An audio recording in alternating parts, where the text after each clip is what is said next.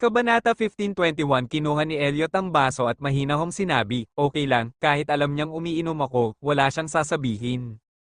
Umupo si Chad sa tabi niya at nagtanong, mukhang hindi ka masyadong masaya.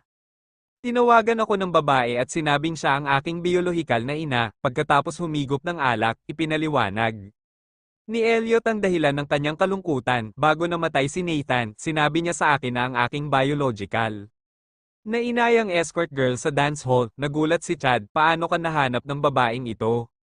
Naaalala pa niya si Nathan, at sinabi niya na nakita niya ang aking larawan at sinabi na kamukha ko siya noong. Bata pa ako, ibinaba ni Elliot ang wine glass at binuksan ang telepono. Pagkatapos ng tawag, pinadalhan siya ng babae ng isang masining na larawan ng kanyang kabataan. Ang babae sa larawan ay may three-dimensional at maisla ng mga tampok ng mukha at ang kanyang mga kilay. At mata ay puno ng alindog, siya ay isang napakagandang babae, huminga ng malalim si Chad at nagtanong, Boss, ano ang hinahanap niya sa'yo, nang hihingi ba siya ng pera sa iyo, o gusto kanyang makilala, hindi niya ito diretsong sinabi, pero baka ako ang anak niya, maaari siyang magpa-paternity test sa akin, muling. Humigop si Elliot ng kanyang alak, sumasang-ayon ako. Well, kung gusto mong kumpirmahin ang kanyang pagkakakilanlan, dapat kang gumawa ng paternity test, kahit natingnan mo ang mga larawan, ikaw at siya ay magkamukha, ngunit kailangan mo pa rin ng siyentipikong ebidensya. Sa pagsasalita nito, naalala ni Chad ang isang mahalagang tanong, nasaan siya ngayon, anong klaseng trabaho ang ginagawa niya? Elliot, hindi ako nagtanong, sinabi niya na babalik siya sa Area Del sa lalong madaling panahon at pupunta sa pagkakakilanlan kasama ako, nasa abroad siya. Kumunat ang noo ni Chad, paano magkakaroon ng pagkakataon ng isang dancer na makapag-abroad? Elliot, hindi mahirap mag-abroad ang mga ordinaryong tao, hindi lahat ng nag-a-abroad ay may disenteng trabaho. Chad, tama ka, dahil nakipag-ugnayan siya sa iyo, dapat may plano siya, pero hindi ko masabi ng sigurado. Nakatira si Gwen kay Nathan, pero magkaiba sina Gwen at Nathan. Walang pakialam na sabi ni Elliot, teka, pag-usapan natin ang mga resulta ng pagkakakilanlan, kahit nanay ko talaga siya, hindi ko siya makikilala. Ang kabanatang ito ay ibinigay ng infobug.com, bisitahin ang infobug.com para sa araw-araw na update. Well, kahit anong desisyon mo, susuportahan kita, tanong ni Chad, nasabi mo na ba kay Avery ang bagay na ito, sasabihin ko sa kanya sa gabi, napakasaya niya ngayon, at ayokong gumamit ng ganitong klaseng gulo para maapektuhan ang mood niya. Sobrang saya niya ngayon, palagi siyang nakangiti kapag nakikita niya ang lahat, matagal ko nang hindi nakikita ang masayang mukha niya, napangiti si Chad. Sa gabi, matapos paalisin ang mga bisita, tinulungan ni Avery si Elliot na pasakayin sa kotse. Hindi gumamit ng sakli si Elliot ngayon, ang kanyang mga binti ay halos gumaling, at hanggat siya ay nagsasanay sa rehabilitasyon sa mas huling yugto, dahan-dahan siyang makakabalik sa normal. Pagkasakay sa kotse, tinanong siya ni Avery, hindi ka nagpahinga ng tanghali ngayon, pagod ka ba? Elliot, ayos lang, siguradong hindi ito pagod gaya ng pagkakaroon mo ng mga anak. Avery, hindi na ako dumidikit sa akin ni Robert pagkatapos niyang magkaroon ng kuya at kapatid na babae. Well, pagkatapos tumugon ni Elliot, natahimik siya ng 2 segundo, at muling nagsalita, ang tawag na natanggap ko kaninang umaga ay hindi isang tawag sa pagbebenta. Huh? Ilang sandali pa ay hindi nag-react si Avery. Ngayon ang kaarawan ni Robert, sinagot ni Elliot ang maraming tawag sa telepono. May isang babae na nagsasabing siya ang aking biological mother, gusto niyang bumalik at magpa-paternity test. Sa akin, sinabi ni Elliot ang negosyo, Avery, ang iyong biolohikal na ina. Elliot, sige, mabilis na inayos ni Avery ang kanyang kalooban, o, kung handa kang magpa-paternity test kasama siya, gawin mo ito.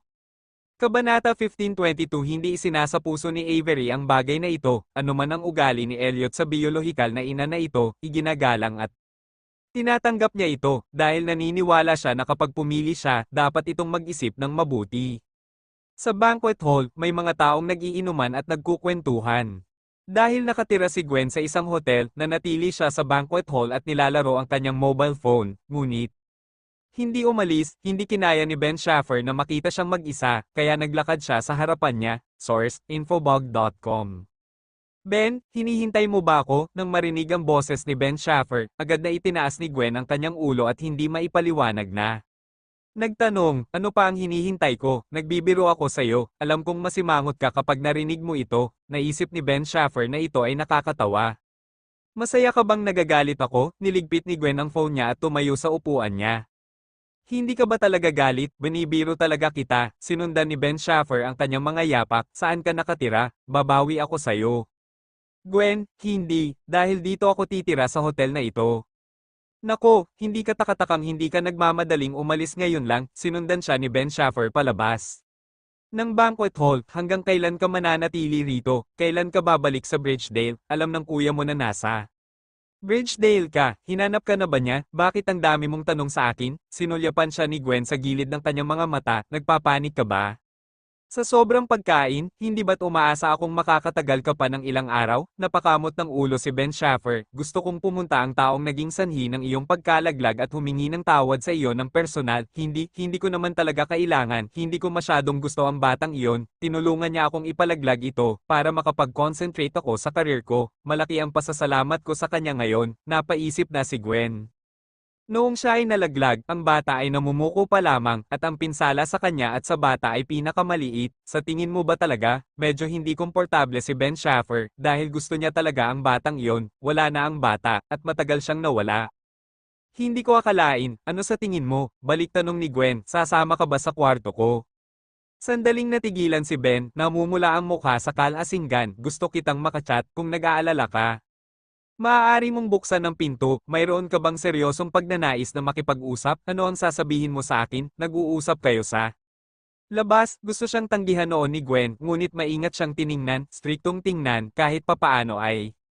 Lumambat, source, infobug.com, hindi mo sinagot ang alinman sa mga tanong ko sa iyo ngayon. Mananatili ako ng halos 1 linggo, pero kung walang mali dito, baka maaga akong pumunta sa training. Pumasok si Gwen sa elevator at pinindot ang sahig na tinitirhan niya, yung panganay kong kapatid, hindi niya ako. Kinontak, hindi mo ba siya binigyan ng pera? Hindi niya siguro maaalala ang kapatid niya hanggat hindi nauubos ang pera. Ben, oo so, kayong magkapatid ay walang magandang relasyon. Binigyan siya ni Gwen ng matalim na tingin at sinabing, masyadong malaki ang pagkakaiba ng edad, may generation gap, parang may generation gap ako sa'yo. Si Ben Schaffer ay nagpakita ng isang hitsura na mas pangit kaysa sa pag-iyak na tumatawa, bakit hindi ko naisip na may generation gap sa pagitan natin? Lahat ba kayong matatandang lalaki ay napakabago-bago? Hindi siya maintindihan ni Gwen, di ba dati ayaw mo sa akin, malayo ako sa iyo, hindi ito ang nararapat, nasa isip mo ba? You misunderstood me, talagang misunderstood me, kailanman ay hindi kita hinamak, itinuring kitang kapatid. Noong una, at umaasa na makikinig ka sa aking plano, ngunit hindi mo ginawa, kaya mayroon tayong mga pagkakaiba at kontradiksyon. Sa katunayan, hindi ito generation gap, matiyag ang paliwanag ni Ben Schaffer sa kanya. Ano naman ngayon? Tiningnan ni Gwen ang kanyang pulang mukha at nagtanong, ano ang tingin mo sa akin? Ngayon, hindi inaasahan ni Ben Schaffer na ganoon siya kadirekta, hindi niya ito matiis, itinulak niya ang salamin sa tungki ng kanyang ilong at huminga ng malalim. Gusto mo bang marinig ang katotohanan o kasinungalingan? Kung sasabihin mo sa akin ang totoo, sasabihin ko sa iyo ang totoo. Kung magsisinungaling ka sa akin, sasabihin ko sa iyo ang totoo. Nagsisinungaling lang sa iyo, pipili ka. Inilipat ni Gwen ang tingin sa elevator display. Sa tunog ng ding, nakarating ang elevator sa nakatalagang palapag. Kabanata 1523. Magkasunod na lumabas ng elevator ang dalawa. Inilabas ni Gwen ang room card mula sa kanyang bag, at sinundan siya ni Ben Schaffer ng hakbang-hakbang. Ben, Gwen, parang gusto ko ang ugali mo. Nako, noong hindi pa ako tita ni Hayden, kahit anong tingin mo sa akin, hindi ako kaaya-aya sa mata, at sumama ang pakiramdam ko kung saan-saan. Ngayon tita na ako ni Hayden, nagsisimula kang magustuhan ang pagkatao ko. Ben Schaffer, walang kibo, binuksan ni Gwen ang pinto, tinulak ang pinto, at pumasok. Kung hindi ka natatakot na patuloy kitang i-bully, pwede kang pumasok. Tumayo si Gwen sa kwarto at tumingin sa kanya na may masamang ekspresyon. Nag-atubili si Ben Schaffer ng ilang segundo, pagkatapos ay humakbang patungo sa kanya sa isang putok, isinara ni Gwen ang pinto. Hindi ka ba natatakot sa akin? Tumingin si Ben Schaffer sa nakasarang pinto at ngumiti. Anong kinakatakutan mo? Inilagay ni Gwen ang bag sa sofa, kumuha ng bote ng tubig sa maliit na refrigerator, at inikat ito. Kung talagang mag-aaway tayo, hindi naman ikaw ang kalaban ko. Pakiramdam ni Ben Schaffer ay naiinsulto, nakita ni Gwen na natarante si Bew, kaya pagkatapos uminom ng tubig ay naglabas siya ng isang bote ng anti-wolf spray sa kanyang bag. Alam mo ba kung gaano kabisa ang spray na ito? Kinuha ni Gwen ang anti-wolf spray sa harap niya at tinignan siya. Nung nasa Bridgedale ako, hinawakan ng matandang lalaki ang puwitan ko, nilabas ko itong bote, inispray sa mukha niya, agad siyang bumagsak sa lupa, gumulong kaliwat kanan, at umiyak. Malaki ang pagbabago sa mukha ni Ben Schaffer at nanigas ang kanyang katawan. Ha, tinatakot ka nito, kung hindi ka manggugulo, hindi kita iwiwisik. Inilapag ni Gwen ang spray sa mesa, saka umupo sa tabi ng kama at nagpalit ng tsinelas. Kabanata 1524, bukod sa personality ko, ano pa bang strengths ang nakita mo sa akin, o ano pa ang nagustuhan mo sa akin? Kailangang makahanap ng tiwala si Gwen sa matanda. Nakikita ni Ben Schaffer na tinatrato siya ni Gwen bilang isang laruan para sa libangan kapag siya ay nag-iisa. Yun nga lang, she is willing to play with him, dapat makontento na siya. Kinabukasan, 8 a.m. Star River Villa, ang lahat ng miyembro ng pamilya ay nakaupo sa mesa at nag-aalmusal. Elliot, ang temperatura ay naging malamig kamakailan, balak kong isama si Hayden Leila para bumili ng mga damit para sa taglagas at taglamig mamaya, sabi ni Avery kay Elliot. Elliot, sige, sasama ako sa'yo. Ano ka ba? Sinabi mo sa akin kagabi na medyo masakit ang mga paa mo. Nakalimutan mo ba? Sinulyapan siya ni Avery, stay at home and take care of yourself. Sinabi ko ba kagabi na masakit ang mga paa ko? Hindi maalala ni Elliot. Oo, nung pinindot ko ang binti mo kagabi, tinanong kita kung masakit ba, sabi mo konti, sinabi ni Avery ang mga detalye sa kanyang mukha. Biglang naalala ni Elliot, iyon ay dahil medyo malakas ka noong panahong iyon. Hindi ko ginamit. Pagkatapos magsalita ni Avery, nag-iba siya ng tono, kaunting puwersa lang ang ginamit ko. Kung maayos ang iyong mga binti, hindi ko na magagamit ang kaunting puwersang iyon, wala akong pakialam sa iyo. Sige, labas na kayo, sa bahay lang ako, nakompromiso si Elliot sa kalungkutan. Pagkatapos ng almusal, inilabas ni Avery ang dalawang bata sa pintuan. Matapos makipaglaro kay Robert saglit, pumunta si Elliot sa study at binuksan ang notebook. Maya-maya ay tumunog ang phone na inilagay niya sa mesa. Kinuha ni Elliot ang telepono at nakita ang numero kahapon. Bahagya siyang kumunat ang noo at sinagot ang telepono. Elliot, nakarating na ako sa Erie Adele, kailan ka libre, magkita tayo. Isang boses ng babae ang nanggaling sa phone. Nasaan ka na ngayon? Napatingin si Elliot sa oras. Ito ay 10 sa umaga, Kabanata 1525, nasa hotel ako, gusto mo bang sabay tayong maghapunan sa tanghali? Maingat na tanong ng babae. Hindi na kailangan yan, kung gusto mong makipagkita, pumunta ka sa appraisal center, walang pakialam na. Sinabi ni Elliot, ipapadala ko sa iyo ang lokasyon. Sa kabilang panig ng telepono, ang babae ay natahimik ng 2 segundo, pagkatapos ay sumagot, okay. Wala siyang ibang sinabi kundi magandang salita. Pagkatapos ibaba ang tawag, ipinadala ni Elliot ang lokasyon ng identification center, saka tumayo at lumabas ng study. Handa nang lumabas, nang makitang palabas na si Elliot, agad na nagtanong si Mrs. Cooper, Sir, saan po kayo pupunta? Hindi ka ba? Pinapahinga ni Avery sa bahay, sasabihin ko sa kanya, nagpalit ng sapatos si Elliot sa harap ng cabinet ng sapatos, mamaya ko na lang hahanapin, Mrs. Cooper, okay? Pagkalabas ni Elliot, tinawagan agad ni Mrs. Cooper si Avery at sinabi sa kanya ang tungkol sa paglabas niya. Sa isip ni Mrs. Cooper, si Avery ang may bahay ng pamilya at dapat niyang malaman ang lahat tungkol sa pamilya. Okay, I see, hindi pa ako kino-contact ni Elliot, hihintayin ko kung sasabihin niya sa akin sa tanghali. Si Avery ay nasa tindahan ng damit, pinapanood ang 2 bata na sumusubok ng mga damit, well. Matapos makipag-usap sa telepono, kumuha ng litrato si Avery sa direksyon ng 2 bata at ipinadala ito kay Elliot. Gustong makita ni Avery kung sasabihin sa kanya ni Elliot kung bakit siya lumabas. Matapos may post ang larawan, lumapit siya sa 2 bata. Mom, sinong tinatawag mo? Tanong ni Leila. Ginang tumawag si Cooper. Ang sabi ng tatay mo ay nasa labas, totoong sabi ni Avery. Bakit siya lumabas? Hindi mo ba siya pinapahinga sa bahay? Bakit siya masuwayin? Paano kung sumakit na naman ang paa niya? Kumunat ang noo ni Leila at nanlumo at nagalit. Mas mabuti ang mga paa ng iyong ama, walang problema sa paglalakad, nakangiting sabi ni Avery kay Leila. How about this coat on you? Gusto mo ba? Gusto ko ang lahat, ngunit iniisip ng aking kapatid na sinabi sa akin ng wardrobe na huwag bumili ng marami.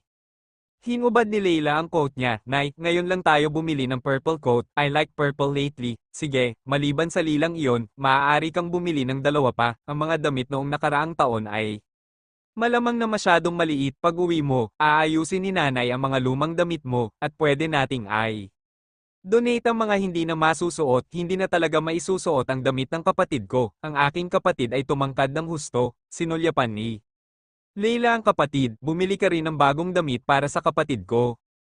Oo, nagpatuloy ang dalawang bata sa pagpili ng damit. Binuksan ni Avery ang telepono at nakita ang tugon ni Elliot. Pupunta ako sa appraisal center para sa pagtatasa ngayon, at pupunta ako sa iyo kapag tapos na ako. Avery, bumalik na kay Ariadne ang babaeng yon? Elliot, nag-alinlangan sandali si Avery, at sumagot, gusto mo bang kumain kasama siya? Elliot, hindi na kailangan sa ngayon, maghintay hanggang lumabas ang mga resulta.